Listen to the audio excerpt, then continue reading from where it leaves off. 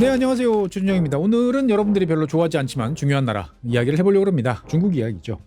최근에 중국이 여러 가지 모습들을 보이고 있는데 그 중에 하나 안보적인 측면에서 봤을 때 미국이라든지 주변 국가들의 신경을 되게 거스르는 것 중에 하나는 핵전력의 급속한 증강입니다.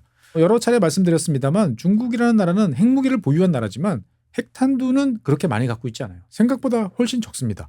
왜 그러냐? 중국은 그동안에 이제 핵무기라는 거에 대해서 꼭 필요한 만큼만 가지고 있으면 되지 이거를 필요 이상으로 늘렸을 경우에 어떤 일이 벌어지는지를 소련이 보여줬다라고 생각을 하는 거죠. 그래서 중국이 보유하고 있는 전체 핵탄두로 다 합해봐야 한 200개에서 250개 내외 정도로 보통 추산이 됩니다. 그러니까 정말 최소한의 보복 능력만 유지하는 이제 그런 상황이었던 거죠. 그러니까 북한이 한 50개 정도 가지고 있는 것으로 알고 있는데 북한이 전심 전력으로 생산을 하면 한 10년이면 중국보다 더 많아지는 거 아니냐 이런 농담도 있었어요. 그런데 최근에 중국이 핵탄두 개수를 600개 이상으로 늘리고 조만간 1000개까지 늘린다라는 보도들이 나오고 있어요. 그래서 여기에 따른 여러 가지 이야기가 나오고 있는데 오늘 말씀드릴 주제는 이제 그 중에 하나 핵무기와 관련된 이야기입니다. 즉 핵무기라는 것은 핵탄두도 중요하지만 이것을 날릴 수 있는 상대방한테 떨굴 수 있는 수단이 중요하죠. 그래서 이제 미국에서 시작된 삼축이라고 하는 세 가지 수단이 중요합니다. 첫 번째는 대륙간 탄도미사일 ICBM이죠. 두 번째는 이제 공중에서 발사할 수 있는 이제 공중 발사 순항 미사일이라든지 아니면 전략 폭격기라든지 하는 요 두 가지. 그리고 마지막 하나가 이제 제일 중요한 잠수함이죠. 잠수함 발사 탄도미사일 SLBM이죠. SLBM 같은 경우에는 일단 잠수함이 대양에 나가면 추적 탐지가 매우 곤란합니다. 그러니까 상대방이 나한테 기습적으로 공격을 해서 내가 치명타를 입었다 하더라도 내가 바다에 띄워놓은 원자력 잠수함 거기에 실려있는 핵탄두만 무사하다 그러면 바로 상대방한테 공격을 해가지고 잿더미로 만들 수 있는 거죠. 그래서 어떻게 보면 지구 최후의 모든 것을 결정하는 것은 원자력 잠수함과 거기 실려있는 핵탄두다라고 이야기를 할 수 있겠습니다. 그런데 최근에 중국이 이 SLBM 잠수함 발사 탄도미사일을 태평양에서 시험 발사를 했습니다. 매우 이례적인 일이에요. 그러니까 중국 같은 경우에 보면은 대륙 국가잖아요. 땅이 커요. 그렇기 때문에 중국은 그동안에 대부분의 뭐 ICBM이든 SLBM이든 다 자기네 영토 내에서 해결을 받습니다. 이거는 이제 러시아도 과거 소련도 그런 일을 많이 했어요. 그런데 이번에 아주 수십 년 만에 뭐 정확히 말하면은 이제 몇 년 만이긴 합니다만 어쨌든 아주 드문 이제 잠수함 발사 탄도미사일을 태평양으로 발사하는 그런 일을 했다라는 게 오늘 이슈의 핵심입니다. 그러니까 이제 중국 같은 경우에는 전략 핵잠수함, 미국으로 따지면 이제 버지니아급 같은 이제 이 전략 핵잠수함, 많은 핵탄두를 보유하고 정기적으로 대양을 순찰하고 있는 이 잠수함이 이제 94형 진급이라고 부르는 이 전략 원잠입니다. 그런데 여기에서 이제 모의탄두를 장착한 당연히 모의탄두겠죠. 한 발을 이제 남태평양에 발사를 해가지고 약 7,300km, 뭐 좀 언론에 따라서는 달라요. 7,300km에서 8,500km 요 사이 왔다 갔다 하는데 어쨌든 뭐 대충 한 7,500km 내외 정도를 비행을 해서 목표 지점에 탄착을 했다라는 게 이제 팩트입니다. 날아간 이제 미사일 같은 경우에는 JL, 영어로 따지면 JL이고 이거를 이제 한자로 읽으면 이제 쥐랑, 우리식으로 따지면 이제 거랑이죠. 그러니까 이제 큰 파도라는 뜻입니다. 쥐랑 2호 또는 3호 중에 하나인데 아마 쥐랑 3호가 아닐까 싶어요. 그래서 중국이 공개한 이제 영상에 보면 이런 식의 사진이 나옵니다. 그러니까 잠수함에서 발사한 미사일이 날아갔다라는 거죠. 그래서 지난번에 이제 중국에서 했던 군사 퍼레이드의 JL3 그러니까 이제 쥐랑 3호 미사일이 이런 식으로 이제 공개가 됐으니까 아마 이제 최신형인 요 미사일을 테스트하는 그런 목적이 아니었을까라는 생각을 하는 게 타당합니다. 그리고 오른쪽에 보이는 것이 이제 중국의 이번에 잠수함에서 그 SLBM을 발사한 이제 94급 이제 진급 잠수함입니다. 이번에 잠수함 발사한 잠수함은 명칭도 나왔어요. 창정 그러니까 장정이죠. 대장정할 때 그 장정입니다. 창정 18호인데 중국군은 전통적으로 이제 이 특정 뭐 선박 잠수함 여기에 대해서 뭐 구체적인 명칭 뭐 우리 같으면은 뭐 LA급 뭐 원자력 잠수함 무슨 호 이렇게 이야기를 하잖아요. 그런데 이런 식의 표현을 잘 안 쓰는데 이번에는 특별하게 이제 공개를 했다라는 점도 상당히 특이하다라고 이제 볼 수가 있겠습니다. 그래서 이제 얼마만큼 날아갔나를 보고 있으면 대충 이렇습니다. 그러니까 중국 인근 남중국해에서 발사를 했죠. 그래서 필리핀을 지나가서 남태평양 저 나우루 안쪽에 있는 그 지역까지 갔다라고 이제 볼 수가 있겠습니다. 그래서 여기 보면 노란색으로 지금 박스를 표현한 게 있는데요. 여기 같은 경우에는 이제 일단 이 낙하하는 이제 그러한 이제 지역입니다. 그래서 이 지역에서 주변 지역에서 활동을 하지 마라. 라고 미리 경고를 한 거죠. 어쨌든 뭐 우리도 로켓이나 뭔가를 이제 우주 발사체를 쏘면 이 방향으로 쏘게 되는데 중국 역시도 마찬가지로 비슷한 방향으로 쐈다라는 거죠. 그러면 그 주변의 지역에 보면은 이제 미국령 이제 괌이라든지 이런 지역들이 존재를 하고 있고요. 하지만 뭐 그렇게 뭐 덩치가 큰 나라든지 중국이랑 크게 갈등을 빚을 만한 나라가 없기 때문에 어떻게 보면은 이 루트가 가장 안전한 루트다라고 이제 볼 수도 있겠습니다. 그래서 이게 뭐 특별한 일이냐라고 이제 물어보면 앞서 말씀드린 것처럼 꽤나 특별한 일이다라고 답변 드리겠습니다. 왜? 중국이 세 번째로 발사한 거예요. 그러니까 중국이 바다 태평양 저 먼 곳을 향해서 진짜로 이건 어떻게 보면 실종과 비슷한 목적이죠. 그러니까 바다를 겨냥해서 장거리 미사일을 날린 탄도미사일을 날린 것은 이번이 세 번째다라고 이제 볼 수가 있겠습니다. 그러면 첫 번째는 언제냐? 첫 번째는 1980년 막 개혁 개방에서 벗어났던 그 시절입니다. 1980년에 동풍 5호가 이제 처음으로 이제 발사가 됐어요. 그러면 그 전까지는 어떻게 했냐? 아까도 말씀드렸잖아요. 중국 안에서 왔다 갔다 쏘는 거죠. 즉 중국 동쪽에서 저쪽 인구가 희박한 서쪽 지역 신장 위구르 자치구나 이쪽으로 이제 발사를 하면 뭐 되는 건데 이렇게 발사를 했을 경우에는 최대 사거리를 달성할 수 없는 이제 그런 것들이 있는 거죠. 그래서 당시에 이제 중국 정부가 자신들이 보유한 이 대륙간 탄도미사일의 실제 성능, 최대 성능을 한번 알아보자라고 하기 위해서 이 동풍 5호를 남태평양으로 이제 발사를 했던 이제 이것이 처음입니다. 당시에 이제 중국 입장에서 봤을 때는 이것은 어마어마한 투자가 필요한 일이었어요. 왜? 그 지역까지 이게 미사일이 잘 떨어지나 안 떨어지나를 확인을 해야 되잖아요. 그러면 거기 배를 보내야 돼요. 대양을 항해할 수 있는 레이더를 탑재한 배를 만들어야 돼요. 그리고 그 배에서 활동할 수 있도록 또 헬기도 실어야 되는데 당시 중국이 보유하고 있던 헬기로는 이런 것들을 할 수가 없었죠.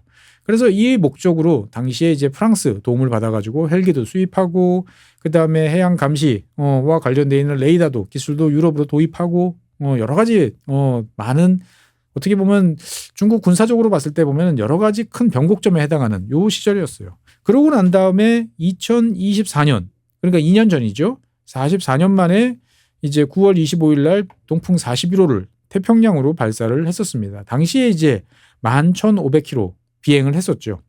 그러고 난 다음에 2026년 요번에 이제 발사를 한 거예요. 그러니까 중국 자체적으로 보면 3번이고요. 잠수함에서 발사한 것은 이번이 처음이다라고 이제 볼 수가 있겠습니다. 그래서 실제로 2024년 같은 경우가 중국이 발사한 이런 탄도미사일 중에서 제일 먼 거리를 날아간 거죠. 그래서 화면 왼쪽에서 보시면 이쪽에서 발사를 해가지고 대충 남태평양 여기까지 떨어졌다라고 이제 볼 수가 있겠고요. 요 거리를 미국으로 쏜다라고 생각하면 이제 북극을 경유하는 최단 루트를 경유해 보면 미국 남부 텍사스 지역까지 도달하는 그러니까 거의 미국 전역을 사정거리로 넣는 그러한 미사일이구나라는 점들을 알 수가 있습니다. 어쨌건 이제 뭐 핵을 보유한 나라이다 보니까 이러한 미사일 쏘는 것은 뭐 당연할 수 있어라고 생각은 하지만 중국이 이러한 이제 SLBM을 발사한 것은 상당히 이례적이고 특수한 뭐 일이다라는 점이 좀 특이한 점입니다. 왜 그러냐? 사실 중국 같은 경우에 보면은 이제 이 잠수함과 관련된 여러 가지 고민들이 좀 많아요. 잘 아시는 것처럼 중국은 이제 중국 대양으로 나가기 위해서는 여러 섬들을 돌파를 해야 됩니다. 제일 대표적인 게 오키나와, 대만, 필리핀 이런 쪽으로 이어지는 섬들이 있죠. 그래서 여러분들 잘 아시는 제1도련선, 제2도련선 이런 선들이 있습니다. 그런데 이제 중국 입장에서 봤을 때는 잠수함들이 대양으로 나가려고 그러면 이 지역을 돌파를 해야 되는데 이게 다 미국, 일본, 즉 미국의 동맹국들에 의해서 감시를 받는 라인들이라는 거죠. 그러니까 잠수함들이 편하게 대양으로 나가기가 어렵다라는 게 중국 해군의 이제 고민입니다. 그러니까 이제 그렇지 않으면 그 안쪽에서 미사일을 발사를 해야 되는데 SLBM을 발사를 하면 아까 보여드린 것처럼 인접 국가의 영공을 통과를 할 수밖에 없어요. 그래서 어쩔 수 없이 이제 쏜다 그러면 제일 중국 입장에서 봤을 때는 만만하고 큰 문제가 없는 필리핀 쪽을 선택을 이제 하게 되는 거죠. 하여간 중국 잠수함 같은 경우에는 이 지금도 여러 가지 문제들이 좀 있긴 합니다만 오래전부터 아주 소음 수치가 높아가지고 악명이 높았습니다. 그래서 뭐 바닷속의 경운기다라고 할 정도로 탐지가 잘 되는 이제 이러한 이제 특징들이 좀 있었습니다. 그러다 보니까 이제 중국은 SLBM이 있습니다만 이 SLBM을 저 대양에서 활동을 시키기보다는 그냥 자기들 바로 앞바다 그러니까 잘 갖춰진 미사일과 여러 가지 수상함들로 그리고 기뢰로 잘 갖춰진 내해 그러니까 상대방이 쳐들어올 수 없는 그러한 안쪽 바다에서 주로 잠수함을 띄워놓는 그러한 용도로 이제 활용을 했던 거죠. 그러다 보니까 중국 내부적으로는 자기들이 보유하고 있는 이 전략 원잠들이 미국이나 영국이나 프랑스처럼 실제로 전략 억지 능력을 제대로 할 수 있는가라는 이제 의문들이 있었던 거죠. 그렇기 때문에 이제 이러한 의문들에 답을 하기 위해서 이번에 발사된 것이 아닌가라는 추정이 나오고 있습니다. 즉 중국 같은 경우에도 SLBM을 개발해서 미국 본토를 타격한다라고 하면은 기본적으로 최소 8,000km 이상의 사거리를 보유를 해야 돼요. 그리고 상대방이 보유하고 있는 사일로를 공격할 정도의, 그러니까 공산오차로 따지면은 정말 100m 안쪽까지 들어가야 되니까 상당히 정밀도를 가져야 되는 거죠. 막대한 투자를 해야만 가능해요. 그런데 그러한 투자를 통해서 만든 미사일이 제대로 날아갈까? 제대로 성능을 발휘할까라는 의구심이 있었던 거죠. 다른 한편으로 보면 미사일 개발을 위해서 들어갔던 여러 가지 기술들이 있습니다. 이러한 기술들이 다른 쪽에도 사용이 돼야 되는데 이게 진짜로 확실한 거야? 라는 것을 검증을 해보려면 쏴야 됩니다. 더 중요한 문제는 잠수함이라고 하는 이러한 바닷속에 있는 무기 체계를 제대로 작전에 동원해서 원하는 시기에 쏠 수 있냐라는 점도 사실 상당히 어려운 문제입니다. 그러다 보니까 이제 이 중국 입장에서 봤을 때는 여러 가지 내부적으로 의구심이 있었던 거죠. 2015년, 그러니까 10년 전서부터 아까 보여드렸던 94급 진급 이제 전략 그 원자력 잠수함을 동원해 가지고 이 전기 페트롤을 시행을 했습니다. 그러니까 미국, 영국, 뭐 프랑스, 러시아 이런 나라들처럼 보복, 만약의 경우에 대비해서 보복을 위한 대량의 미사일을 실은 잠수함이 이제 순찰을 도는 이 전기 페트롤을 이제 시행을 했는데 자고간 잠수함 성능, 그다음에 작전 개념, 무엇보다도 SLBM을 쐈을 때 이게 제대로 날아갈 수 있을 것이냐, 보고한 최대 사거리를 충족시킬 수 있을 것이냐라는 그런 것들이 이제 궁금했던 거죠. 그래서 아마 이번에 발사를 했던 것 같습니다. 실제로 이 중국의 JL2, JL3 같은 경우에 보면 아직까지 이번 실험 전까지는 최대 사거리로 발사한 경우가 없다 보니까 아마 이번 시험에서 발사됐던 뭐 한 8,000km 정도가 최대 사거리가 아닐까 정도로 지금 추산을 해볼 수가 있습니다. 다른 한편으로 보면 이제 우리는 미사일 자체에 이제 눈을 많이 두고 있습니다만 군사 그리고 안보 전략적인 측면에서 봤을 때는 지휘 통제 능력을 점검하는데 이번 발사를 한 거 아닌가라는 이런 추정도 충분히 가능합니다. 즉 바닷속에 있는 잠수함은 바다라는 물 속에 있기 때문에 제일 안전해요. 그런데 그 안전한 잠수함에 내가 명령을 내리거나 뭔가를 시키기가 상당히 어렵죠. 통신이 어렵기 때문에 그렇습니다. 그러다 보니까 수중에 있는 잠수함을 호출해가지고 뭔가 작전을 시행하는 것은 쉽지 않은 일인 거죠. 수심 저 깊은 곳에 있는 잠수함을 호출하는 방법은 여태까지 알려진 가장 유일한 그리고 확실한 방법은 초장파입니다. 아주 파장이 긴 전파를 발신을 하면 그것이 바닷물을 뚫고 들어가서 잠수함에 신호를 주는 거죠. 그런데 이러한 초장파 시스템 같은 경우는 주파수가 길기 때문에 이 안테나도 어마무시하게 큽니다. 그래서 엄청나게 큰 지역에 정말 계곡을 몇 개 포괄할 정도의 큰 지역에다가 시설을 건설하거나 아니면 아예 항공기에서 안테나를 늘어뜨려 가지고 긴 안테나를 만들 정도의 그러한 이제 장비들이 별도로 필요한 거죠. 이러한 막대한 투자를 통해도 이 초장파로 잠수함에 보낼 수 있는 신호는 매우 짧습니다. 느리기 때문에. 그래서 보통은 미리 약속된 신호를 보내는데 그쳐요. 올라와라 정도겠죠. 부상. 그러면은 신호를 받은 잠수함이 이제 뭐 잠만경 심도나 이 정도까지 올라와서 안테나를 올리면 여기서 이제 수신이 되는 거죠. 뭐 이런 상황이 생겼고 정확하게 뭐 어디를 타격하고. 그런데 이게 과연 잘 작동이 될지 안 될지는 이제 해봐야 되는 거죠. 그래서 미국 같은 경우에도 이러한 잠수함을 호출하고 그리고 발사 명령을 하달하고 발사 명령에 따라서 정확한 목표를 입력해서 원하는 시간 내에 발사를 하는 이러한 이제 훈련들을 정기적으로 계속적으로 합니다. 얼마 전에도 이제 한번 했었던 기억이 나요. 그런데 이제 중국 같은 경우는 이런 것을 공개적으로 해본 적이 없어요. 특히나 여러 곳에 잠수함 같은 경우에는 뭐 남중국해도 있을 수 있고요. 중국 입장에서 봤을 때는 우리 서해 쪽에 있을 수도 있습니다. 그리고 저 남태평양 쪽에도 있을 수 있어요. 어쨌든 서로 다른 지역에 있는 잠수함들을 한 지역에서 통제를 해서 일관된 명령을 내려서 잠수함들이 반응을 하고 무수기를 발사하고 할 수 있느냐, 이것도 해봐야 하는 이제 문제라는 거죠. 그래서 이번에 중국 같은 경우에는 당초 두 곳에서 발사를 할 예정으로 알려져 있었어요. 그러니까 다른 국가에 대해서 통보를 한 거죠. 우리가 며칠 날 발사할 거야. 그리고 일단 로켓은 어디쯤 낙하할 것이고 최종 낙하지는 이 지역이니까 그 지역을 비행할 또는 운항하는 선박 비행기들은 조심해라라고 경보를 하는데 지금 보시면 요 두 곳으로 돼 있었어요. 그러니까 하이난성 근처 남중국해 쪽에서 발사를 해서 필리핀 상공을 지나서 이 투발루, 그러니까 남태평양까지 가는 루트 하나, 두 번째는 우리 서해 쪽에 가까운 보아이만 여기서 발사를 해가지고 일본 상공을 지나서 그 다음에 이 투발루까지 떨어지는 이 두 발이죠. 두 발을 쏘겠다라고 이야기를 했습니다. 그래서 화면 보시면 요 제일 왼쪽에 있는 제일 중국이랑 가까운 지역이 발사 지역. 그 다음에 있는 지역이 이제 1단이 떨어지는 낙하 지역. 그리고 여기가 최종적으로 탄두가 떨어지는 그 지역이란 말이죠. 그런데 실제로는 이번에 한 발만 쐈어요. 데이터가 잘못됐나 싶어가지고 여러 개를 봤는데 모두가 다 인정하는 게 요 패스 2라고 써 있는 두 번째만 쐈다. 첫 번째는 안 쐈다라는 거죠. 그러면 여기서 이제 여러 가지 의문이 제기될 수가 있습니다. 안 쏜 거냐, 못 쏜 거냐라는 거죠. 즉 안 쏜 거로 간주되면은 왜 안 쏜냐라는 이제 궁금증이 있을 수 있는 거죠. 준비는 했는데 막상 쏘고 나면 여기 보시는 것처럼 한반도, 대한민국 상공을 지나갑니다. 그리고 일본도 지나가요. 여기에 따른 이제 주변국들의 반발, 특히나 일본과 요즘에 사이가 되게 안 좋은 게 중국인데 이런 이슈까지 더해가면서 긴장의 수준을 높이는 것이 상당히 부담스러웠기 때문에 준비만 하고 쏘지 않았다라는 게 안 쐈다라는 이론의 이제 근거고요. 다른 한편으로는 못 쐈다라는 것은 당연히 준비를 해놓고 쏘려고 했는데 여러 가지 실무 차원에서의 문제가 발생했다. 그게 통신이 됐든 아니면 잠수함 체계의 문제든 SLBM 로켓의 문제든 뭔가 문제가 있어서 못 쏜 거 아니냐라는 이야기도 나오지만 정확한 것은 알 수가 없습니다. 어쨌든 중국이 아주 오래간만에 어떻게 보면 처음으로 이러한 SLBM을 바다에서 발사했다라는 거에 대해서 그 의도가 이제 궁금할 수밖에 없는 거죠. 그래서 가장 이제 유력한 것은 이제 미국에 대한 경고 아니겠느냐라는 이야기. 즉 최근에 미국이 중국의 어떤 동맹국이라고 할 수 있는 이란, 베네수엘라 이런 지역을 공격하고 무력화시키는 작업들을 계속하고 있고요.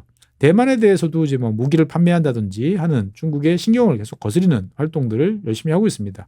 그러다 보니까 이제 미국에 대해서 한번 경고를 할 필요가 있다라고 느꼈다라는 해설인 거죠. 그러니까 우리는 미국 본토를 공격할 수 있는 다양한 수단을 갖고 있어. 2년 전에 발사했던 ICBM도 있고 이번에 봤던 SLBM도 충분히 너희들 본토 타격 가능해 라는 거가 첫 번째 목적 아니었냐. 두 번째로는 이제 미국 동맹국, 특히나 이번 그 탄두가 낙하했던 남태평양 지역에 있는 이제 호주라든지 이런 나라를 겨냥한 거다라는 거죠. 즉 미사일을 발사했던 7월 6일은 호주와 피지가 방위 조약을 체결하는 이제 그런 날이었어요. 그러니까 호주가 지금 미국을 대신해서 남태평양 지역에서 중국의 영향력을 배제하기 위한 여러 가지 작업들을 하고 있는데 여기에 대한 경고 메시지 아니냐라는 이야기. 그리고 이제 얼마 전에 미국, 일본, 호주가 이제 합동 군사훈련을 개시를 했고요. 그리고 이제 조만간 림팩 환태평양 지역 해군들 모여서 하는 제일 큰 해군 행사죠. 여기에도 이제 뭐 필리핀이라든지 남중국해와 관련돼서 중국과 갈등을 빚고 있는 나라들이 참여를 하는데 이게 다 중국 입장에서 봤을 때는 자기를 공격하려고 하는 적대행위인 거죠. 여기에 대한 경고성 메시지가 아니겠는가라는 이야기도 나오고 있습니다. 차관 이 여러 가지 이제 이슈들 그리고 의도에 대한 분석들이 나오지만 제일 중요한 거는 중국의 어떤 입장이 상당히 오묘하다라는 거죠. 그러니까 이 뭐 자기들이 힘을 과시했고 뭐 이런 이야기는 전혀 없어요. 되게 몸을 낮추는 이제 그러한 이제 면들이 보입니다. 그러니까 이제 이 시험 발사의 당사자였던 이제 인민해방군 같은 경우에는 해군의 연례 훈련이다. 특별한 의미를 부여하지 마라라고 이야기를 하는 거죠. 그러니까 일상적인 훈련일 뿐이다라고 이야기를 합니다. 그리고 두 번째로 이제 외교부 같은 경우에는 정기적 군사 훈련이다. 비슷하죠. 그리고 굳이 토를 답니다. 특정 국가를 겨냥한 것은 아니다. 이게 뭐 호주냐 미국이냐 그런 거 아니다. 정례적인 훈련이다라고 이야기를 하고요. 국방부 발표는 여기서 한 걸음 더 나갑니다. 이번 시험 발사는 국제법에 부합하는 절차를 거쳤다. 그리고 해당 지역에 사전 통보를 했다. 그래서 우리는 중국군은 개방성과 투명성 원칙에 따라서 연례적인 훈련을 실시했다. 그러니까 우리가 생각했던 것처럼 뭐 우리의 위력을 과시했고 정확하게 타격했고 이런 이야기는 거의 없어요. 그러니까 이게 도대체 뭐냐라는 이제 생각들을 좀 해볼 필요가 있는 거죠. 그래서 결국 이제 이거를 좀 음모론적으로 보면 이런 해설도 가능해요. 그러니까 사실 중국 입장에서 봤을 때는 굳이 지금 상황에서 여러 가지로 무리를 해서 SLBM을 쏴서 얻을 수 있는 이득이라는 게 뭐냐. 별로 없다. 그러면 결국 이것은 중국 내부적으로 필요해서 쏜 거다. 즉 정치적인 입장이 좀 필요한 거 아니었냐라는 이야기도 나온 거죠. 그러니까 잘 아시는 것처럼 시 주석이 이끄는 반부패 숙청 작업이 계속 진행이 되고 있고요. 뭐 해군을 포함한 많은 이제 이 중국군 관계자들이 뭐 실각을 했거나 처벌됐거나 아니면 사라지거나 등등의 이제 처벌을 받고 있는 거죠. 당연히 이 과정에서 제일 이슈가 되는 것은 뇌물수수, 돈과 관련된 겁니다. 공금을 빼내서 내가 사적으로 횡령을 하거나 투자하거나 한 일도 많죠. 그러니까 해군 같은 경우에는 뭐 항공모함을 비롯해가지고 많은 투자를 받았어요. 니들 제대로 하는 거 맞아? 라는 의문이 제기됐던 모양입니다. 여기에 대해서 우리가 보유하고 있는 원자력 잠수함 정상적으로 잘 작동하고 있고요. 우리가 보유한 SLBM 정확히 쏘면 날아가고요. 원하는 지역에 떨어집니다. 라는 것을 보여주면서 저희 해군은 전략 로켓군이나 뭐 공군이나 다른 지역하고는 좀 다릅니다. 라는 것을 보여주기 위한 활동이었나? 라는 생각도 좀 듭니다. 어쨌든 이번 이제 중국의 미사일 발사에 대해서 여러 가지 이제 이슈들이 제기되고 있는데 그중에 제일 신기한 것은 이 중국의 미사일 발사가 국제법을 따르지 않았다라는 거죠. 그러니까 아니 뭐 미사일 쏘는데도 따라야 될 규칙이 있나라는 이제 궁금증이 있는데 규칙이 있습니다. 그래서 이 헤이그 탄도미사일 확산 방지 행동 규범, 영어로 하면 HOC라고 하는데 그냥 줄여가지고 헤이그 행동 규범이라고 부를게요. 이 헤이그 행동 규범에는 탄도미사일을 공해상 또는 다른 지역에 발사할 때 지켜야 될 프로세스와 절차, 담아야 될 정보 내용들이 있어요. 그러니까 발사 최소 24시간 이전에는 통보를 해야 된다라는 게 첫 번째고요. 두 번째는 어디서 발사할지, 어느 방향으로 발사할지, 어느 미사일을 쏠지 등등과 관련된 여러 가지 정보들을 제공을 해줘야 되는 거죠. 그런데 이거는 당연히 누구 때문에 만든 거예요? 미국, 러시아, 그다음에 영국, 프랑스 같은 ICBM이나 ICBM에 준하는 SLBM을 보유하고 있는 국가들을 타겟으로 만든 행동 규범입니다. 그런데 중국만 여기서 빠져 있어요. 그러니까 중국은 이 헤이그 행동 규범에 참여를 하지 않고 있는 이제 그런 나라인 거죠. 그래서 중국 같은 경우에는 중국 독자적인 방식으로 통보를 한다라는 원칙을 가지고 있어요. 그래서 2024년도 그렇고 이번도 그렇고 헤이그 행동 규범에서 지키고 있는 여러 가지 절차를 따르지 않았어요. 그러니까 중국은 우리끼리 알아서 할 테니까 우리 보러 자꾸 따라하고 하지 마라고 이야기를 하는 거죠. 그러다 보니까 이번 발사 같은 경우에서도 앞서서 보여드렸던 지도를 보시면 여러 많은 나라들을 지나갑니다. 인접한 국가들, 아주 작은 섬나라들이지만 여러 나라들이 있는데 여기에 대해서 다 통보를 하지 않고 미국 같은 나라에 대해서만 짧은 시간 전에 통보를 했다라는 점에 대해서 좀 불만이 좀 나오고 있는 것 같아요. 2024년 같은 경우에는 정말 24시간이 아니고 발사하기 한 6시간 전에 발표를 했나? 그래가지고 상당히 다급하게 이제 움직였던 이제 그런 면들이 있었고요. 당시에는 이제 미국, 일본, 호주, 뉴질랜드, 프랑스 이런 나라들이 다 일관되게 이러한 이제 절차 미준수에 대해서 강력하게 반발을 하기도 했었습니다. 사실 이제 이런 절차를 지킨다라는 것은 어떻게 보면은 특권을 가진 주체로서는 되게 당연히 지켜야 되는 거죠. 그래서 이러한 이제 발사 과정이라는 것 자체가 어떻게 보면은 되게 실전과 비슷하지 않습니까? 더더군다나 잠수함 같은 경우는 지상에서 뭐 호출을 해서 잠수함을 부상시키고 여기서 명령을 전송하고 그 다음에 그걸 가지고 발사를 하고 이게 사실 미리 통보를 받지 않으면 얘네들이 진짜 하는 건지 훈련인 건지 알 방법이 없단 말이죠. 그래서 이러한 오해를 풀기 위해서 행동 규범을 만들었는데 이거 안 지키는 거에 대해서 좀 문제 있는 거 아니냐라는 이야기. 그리고 이제 중국이 이런 식으로 막 나가면 뭐 북한이나 이란들도 이런 식으로 했을 때 다른 나라가 여기에 대해서 제재하거나 뭐 불만을 표로하거나 할 방법이 없다라는 것도 이제 좀 원인으로 작용을 하는 것 같습니다. 어쨌든 중국은 뭐 너희들 걱정은 아는데 우리도 차근차근 노력하고 있어라는 입장인 것 같아요. 그러니까 사실 중국은 미국과의 여러 가지 긴장 갈등이 심화되면 이것을 낮추기 위해서 회담도 열고 서로 통신 수단 같은 경우를 확보를 합니다. 제가 잘 알려진 것들이 이제 한라인이죠. 그래가지고 이제 뭐 양쪽이 뭐 공중에서 충돌을 했어. 아니면 뭐 극한적으로 가까이 붙은 대립을 했어. 그러면 이제 서로가 전화로 이야기를 하는 거죠. 너희들 왜 그러냐? 우리 그런 의도가 없는데 니네 잘못했어. 어쨌든 현장에서 싸우기 전에 확인을 해보자라고 하는 것이 이제 충돌 방지 수단인데 중국은 여기에 대해서 되게 좀 생각이 별로 없는 나라입니다. 그러다 보니까 미국 쪽이 갖고 있는 불만이 기껏 협상해서 이 전화를 놔도 전화를 콜을 하면 받아야 되는데 받는 일이 별로 없다라는 게 이제 미국의 이제 불만인 거죠. 어쨌든 중국은 자기들은 자기들 나름대로의 발사 예고를 했고 그 다음에 우리가 보통 이제 민항사들 대상으로 나오는 이제 항공 운항 정보라고 그러죠. 정보 공보라고 부릅니다. 그래서 노탐이라고 부르는 이걸 통해서 다 통보를 했어. 그러니까 굳이 니들이 말하는 행동 규범과 같은 그런 걸 지키지 않아도 우리는 다 할 만큼 하고 있어. 라는 게 첫 번째 중국의 논리고요. 두 번째는 이제 2024년에도 그렇고 이번에도 미국에는 우리가 다 통보를 했어. 그러니까 서로 핵무기를 가진 나라들끼리 행동을 조심해야 되는 건 알고 있으니까 더 이상 나한테 이래라 저래라 하지 마. 라고 이야기를 하는 거죠. 미국 입장에서 봤을 때는 중국이 그래도 과거에 비해서는 좀 나아지고 있고 괜찮아지는데 과연 이러한 중국을 어떻게 대해야 되나 여러 가지로 고민이 많아지는 거죠. 왜? 점점 핵탄두가 늘어나고 있기 때문이죠. 중국이 보유하고 있는 핵탄두는 미국이 보유한 핵탄두에 비해서는 매우 적어요. 하지만 지속적으로 성능을 개선하고 개수도 늘리고 하는 거에 대해서 미국은 상당히 우려한 눈초리로 중국을 바라보고 있는 거죠. 그러한 상황 속에서 이러한 SLBM 발사 같은 경우에는 미국 입장에서 봤을 때는 상당히 신경이 곤두설 수밖에 없는데 어쨌든 미국한테는 사전에 통보도 해주고 나름대로 정보도 제공했기 때문에 일단은 믿어보자라는 것이 또 미국 국방부의 또 입장이기도 합니다. 어쨌든 중국으로서는 처음 발사한 중국 최초의 SLBM을 이제 실제로 이제 발사를 한 그런 상황이고요. 여기에 따른 여러 가지 해석이 난무합니다만 정확한 결과는 이제 좀 더 있어봐야 알겠다라는 정도로 말씀드리겠습니다. 네, 오늘은 중국 역사상 최초의 SLBM 발사가 가져온 후폭풍, 영향, 그리고 미래 전망과 관련된 얘기를 나눠봤습니다. 다음 시간에는 새로운 주제로 여러분들 찾아뵙겠습니다. 고맙습니다.